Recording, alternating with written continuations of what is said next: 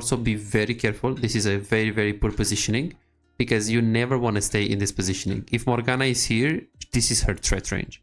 You don't want to be here, you don't want to be here, you don't want to be here, you don't want to be here, you don't want to be here, you don't want to be here. Always want to be on this side, on the left. Okay. The thing is, you might say that, oh, but Jhin is also out-trading me. True, which is true. The problem is that if Morgana hits the binding on you, Jhin is also going to trade. If Jhin is going to hit on you, Morgana is not necessarily going to hit the bind, unless you do something bad. So this is why you always prefer to face the enemy AD carry like this. Hey guys, Xayah here, and in today's video we're going to learn about the laning phase. So here you're going to learn positioning, you're going to learn wave management, you're going to learn trading and other macro and decision making things on AD carry. So if you particularly want to learn this role and you particularly struggle in laning phase, or you want to make your laning phase, let's say master, grandmaster level, whatever, this is a video for you. This video is designed to help you if you're below Grandmaster. So it's very, very, very good. If you're below Grandmaster, you are lower elo and you want to get higher or you want to improve, this is a perfect video for you. Please make sure to like, subscribe and hit the notification bell if you want to see more than this. And if you are the first time right here and you want to make sure you don't miss out any bit of content from this channel. Enjoy. Okay, so theoretically this game in the laning phase, you play Xayah and you play with the Xayah. So Xayah usually adapts really well on the support. So Xayah, if you want to play with Yuumi and you want to play safe, she can do it, especially after level 6 where she's kind of unkillable. Until 6 is a bit more tricky, but after 6 she can play safe. She can also play aggressive because she has a root. So she's kind of very versatile. So she can do whatever. It's like a card that it's like a card that you have that is pretty speedy, pretty spacious, pretty comfortable. Like it's not a 10 at anything, but it's like kind of a 7. So it's like the kid in school that has 7 at every class, at every subject. That doesn't have 10 at anything, but he has 7. So that's Xayah in AD carry role. That's Xayah. It's 7 in terms of aggressivity, 7 in terms of safetyness, 7 in terms of how aggressive you can play in the lane, but you can also play safe. So the game plan should be, obviously, other than the normal game plan, as in I need to farm to get to my items and die as little as possible, the game plan would depend on the support. So if the support is blitzcrank, it's very simple. You need to play around his engage, he hooks, you go in, simple, easy peasy. But other than that, you need to also adapt it on enemy bot lane. As you said, you need to think about the biggest mistake, the biggest ability that they have, which is simple. They have Morgana, they also have Jhin. We're gonna go in more specific soon. So with Xayah, what do you think we should do in this lane? I would say try to farm up as much as we can, like get some poke. Hopefully with the pokes we can, you know, keep them back, get some distance, because Xayah I think has a little bit more distance than both of them, with the exception of Jin's W. And then just kind of like you know, hopefully get them pokes and then look for opportunities, but mostly focus on farming until like later game. Perfect. So good. So she has Comet, she's gonna poke. I don't know why she goes here, but she has Comet, so she wants to poke. So you can also play around that. So in order for you to poke very well, you have to play the Xayah poke style. So you have, as I said, she's very versatile. You have Xayah all-in style, which you play. The combo is to get a root is what?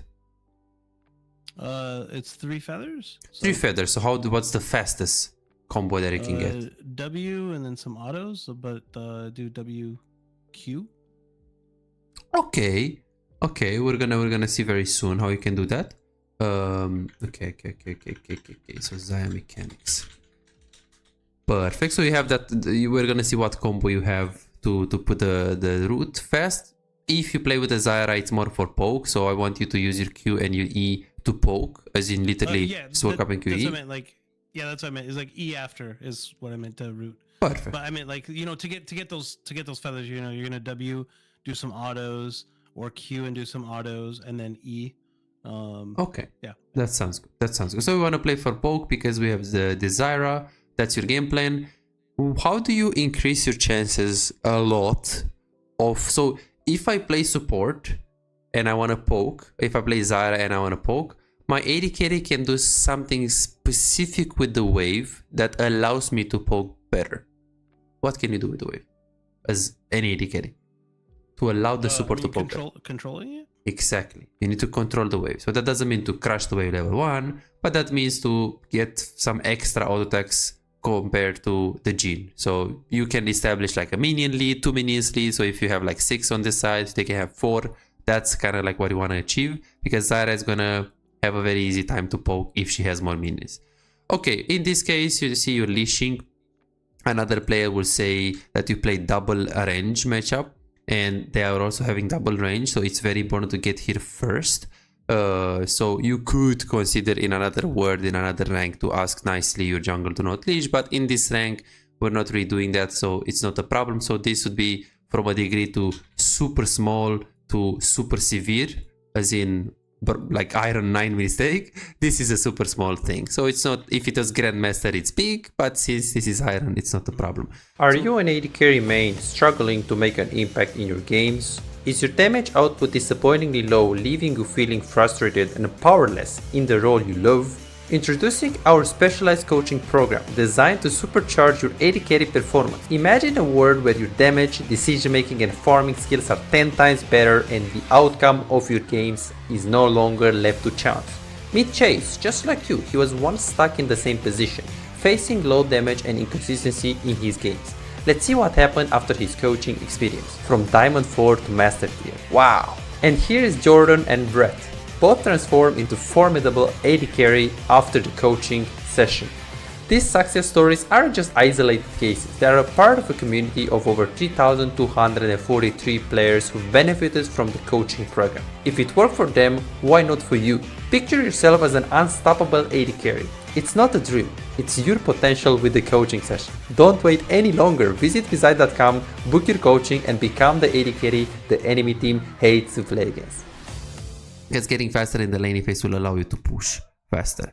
So let's see what it get like level 2. Level 2, or even just level 1. You just poke with the Xayah because she has a lot of poke, and you just even level 1 is still, you can punish. You don't need level 2 with the Xayah because Xayah can poke also level 1, so you can literally zone level 1. Level 2 is with Alistar, Leona, this kind of stuff. Okay, so I want to see when you leash and how fast you went to the lane. 3, 4 auto attacks. 5 auto attacks, 6 auto attacks. Okay. Usually I do 5. It's that the concept is don't stay too long because you're gonna waste time that you can invest into pushing. A bit unclean here. This is again this is a small mistake. So it's not a I'm gonna classify these mistakes to see it. If it's a medium mistake, it will mean that it's a mistake that it can hold you right now. And if you make like more medium mistakes, this is the reason why we're here. If you make severe mistakes, this is why your gameplay is gonna go up and down. So I'm gonna rate this mistake. So this is a small mistake. The fact that you weren't clean enough, as in when you leash, you gotta be very ready to go back to bot. So I would just stay here, leash, and immediately go to the bot lane, because what you did is that you didn't stay max range of the buff. You see how close to the left hand side? It's like you wanna go towards this side. So you gotta be efficient with this role. AD carry is a role where you don't need to waste any second. So here, like another platinum AD carry would stay here, would be like, okay, I'm gonna get the auto attacks and I'm gonna get the fastest way in bot. I'm gonna stay max range and I'm gonna go and pet bot lane as I'm hitting it. You know, you stayed here, so you have to like kind of walk extra steps. Okay, small mistake, no worries. So what I'm expecting here, okay, so we actually went like this, which of course is giving you to the lane faster. You put this word in the brush, which can be good if you play against like a level 2 ganker, like a Jarvan, or like someone that can just gank you level 2. The problem with these words is the following.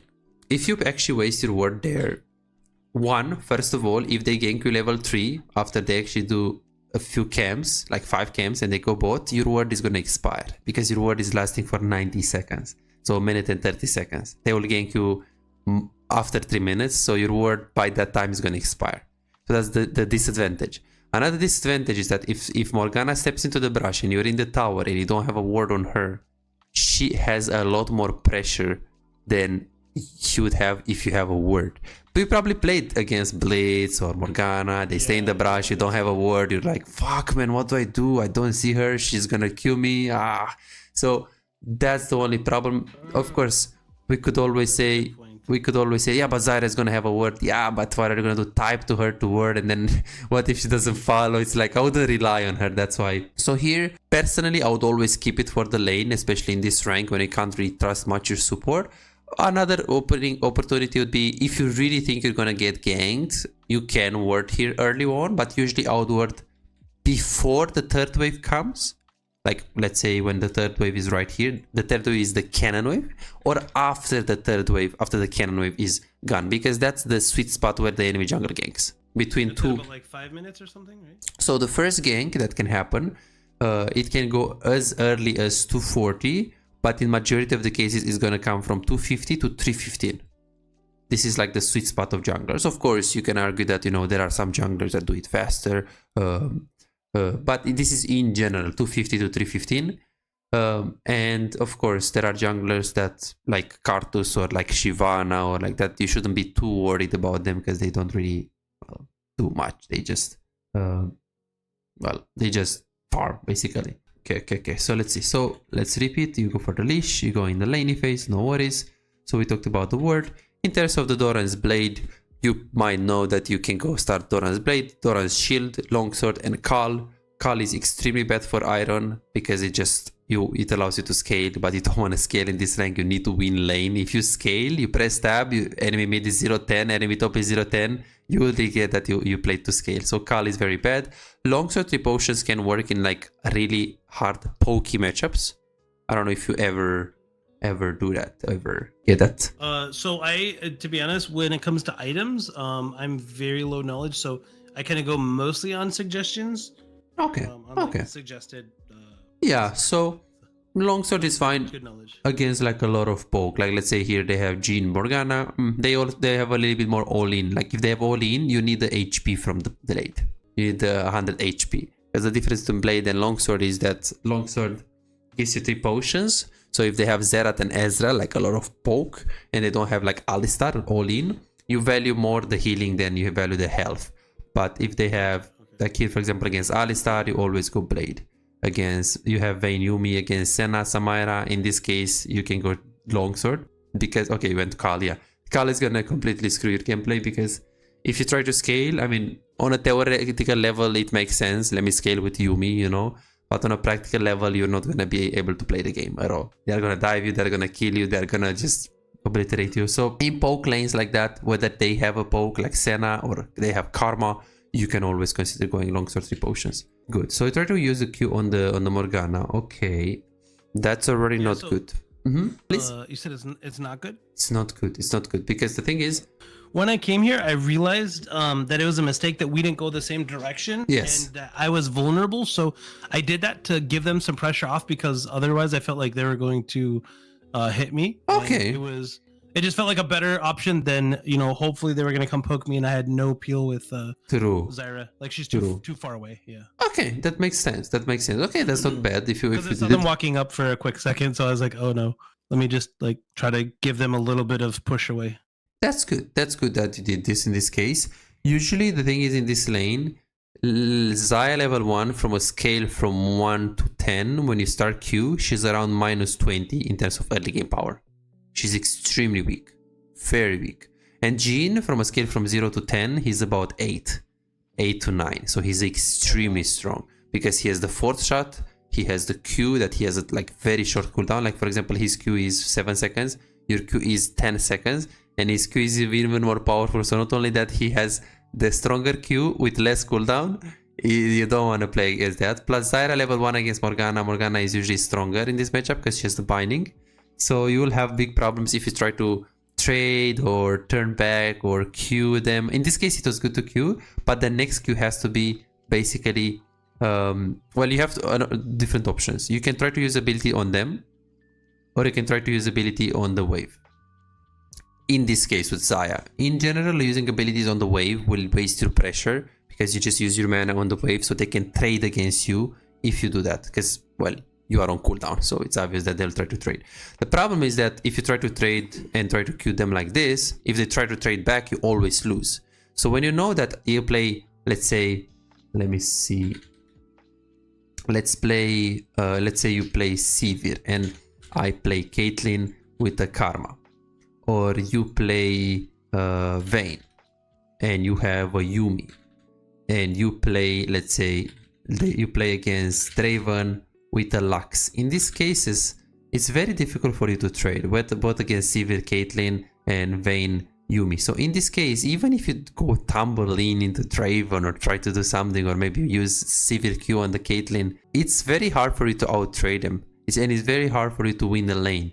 So in this kind of matchups, you kind of have to play for the wave, really. So the rule of thumb is whenever you can't really out-trade them, whenever you can't really, you don't have a matchup that allows you to out-trade them, you have to kind of do something with the wave. So the first question would be, can I trade against them? Can I get, like, are we better level 1? And if the answer is no, then you have to be like, okay, no problem, then I play for the wave. Because if you get the push and you get level 2 advantage, or you simply get, let's say, 5 minions and they get 3, like you get a significant minion lead, that's also called winning. So we can win in League of Legends in the very early game by getting minions advantage, level advantage, or simply because we are stronger level 1, as we see in the given matchup right here.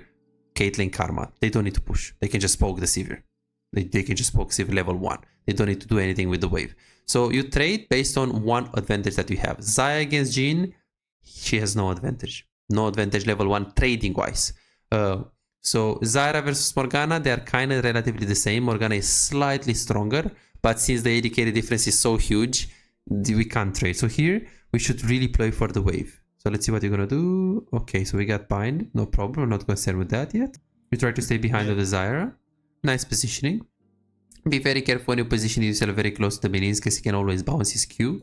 Okay, you try to push. When I did get rooted, I took the decision to hit the wave because Jhin was too far back. So instead of hitting her, I just hit the minions. There's a minion that was like really low, so I just like hit that.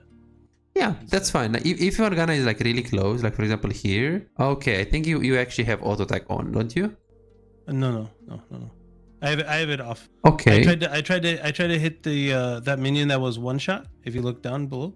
Yeah, I know this minion. But this minion is not really like one shot, because you see you auto attack first and then you have to auto attack again. So it would have been better to just go on Morgana, just chunk her, because she's tanking the minions, and then this minion is gonna get low, and then you get the minion, you know. Plus, at the same time, if you know you can chunk Morgana, she's in front of you, you can get 2 auto attacks on her, or you can get 20 gold of the minion. I mean, okay, minions are important, but if you can chunk Morgana, that means more. Yeah, okay. That's the thing. If it was a cannon, then I would agree with you, because of course it's cannon. But in this specific case, he's tanking the minions, he's going on you, so we should try to just trade back. Okay, so let's see what's gonna happen here. So you try to last hit. Shouldn't really be closer to these minions because she's gonna bounce. I realized. Okay, so we need to get the push, or we need to get level 2. Like we need to get something in this wave, so Xayah is gonna be able to poke. The problem is that they get first in the lane and they started to push. So you need to try to Q the minions and try to push it really hard to try to get the level 2 advantage. Also be very careful. This is a very poor positioning, because you never want to stay in this positioning. If Morgana is here, this is her threat range. You don't want to be here, you don't want to be here, you don't want to be here, you don't want to be here, you don't want to be here, you don't want to be here. Always want to be on this side, on the left. Okay. The thing is, you might say that, oh, but Jhin is also out trading me. True, which is true. The problem is that if Morgana hits the binding on you, Jhin is also going to trade. If Jhin is going to hit on you, Morgana is not necessarily going to hit the bind, unless you do something bad. So this is why you always prefer to face the enemy AD carry like this. Okay. So this mistake, this is called a medium mistake. So it's already something bigger, something that can hold you back. That if you stay and you face the support, because you're going to play next time against Blitz, he's going to hook you, you're dead. You're going to play next time against Thresh, he's going to hook you. So it's not really good to stay here. You should try to get priority for level 2. You should try to Q the minions. Now you're actually keeping your Q. The Xayah Q is... Okay, so you try to use the Q like this. Did you try to use it towards Morgana as well, or was it just a coincidence? Yeah. Because I knew she was over in that direction, and if she pushed up, I wanted to be able to use or to hit her, you know, essentially like through there. Not if she pushed up, but like if she was in one of those bushes. I thought that she was in either the lower one, but probably this one. I see. Okay. Because it looks like he's backing up, and there's no reason to back up, so I figured it's kind of like a bait, and that she's just getting close, you know. Okay, that sounds good. That sounds good. So that is fine. You try to Q. This guy's gonna try to E. Let's see what you're gonna do. You try to walk up a little bit, try to auto attack, and then you back off. Yeah, it's good that you played around your own minions here. You can't really trade much against the Jhin. Okay, and this is like we're gonna go at the severe mistake. So this is very bad. So let's see why is this bad. So the initial plan was I need to push the lane because I can't out trade them. I'm Xayah, I have a Xayah, so if I push the lane, whether I have Xayah or Karma or champions that can poke with Xerath or Vel'Koz, I allow them to poke easier with establishing minion lead and with trying to push. We couldn't get the control of the lane because they just had more push power and we didn't use the abilities on the wave in this case. So we couldn't really get the push here. Try to trade with the Jhin, you try to auto attack. Be careful because when you auto attack, the minions are going to turn on you and they're going to auto attack you. So as you can see, they turn on you. And then now you actually auto attack this minion. And here they are still going on you. You see, they're still going on you. So in the game, you're going to have some little, I don't know if you know, but some like pins above the minion that will tell you. So now the worst thing that you can do is what here? The worst thing while tanking the minions. Go forward. Yes, yes. Taking the aggro. Yes, you should be backing because now you're like taking the minion and going towards them. It's like kind of as you can see, right? So you have to really pay attention to that. Yeah. Taking free damage. Yeah, you're taking. This is a medium between medium and severe. So it is not small though. And then the next mistake is huge. It's completely like is like a. I'm gonna lose the lane because of this single mistake, whether I play in bronze, challenger or iron. The initial plan was to push. You wanna crush, you wanna do that, blah blah blah blah blah. Problem is that as we can see, first of all, the minions, they have a lot more. Second of all, they already got level 2. Do you have any idea how many minions do we need to get level 2?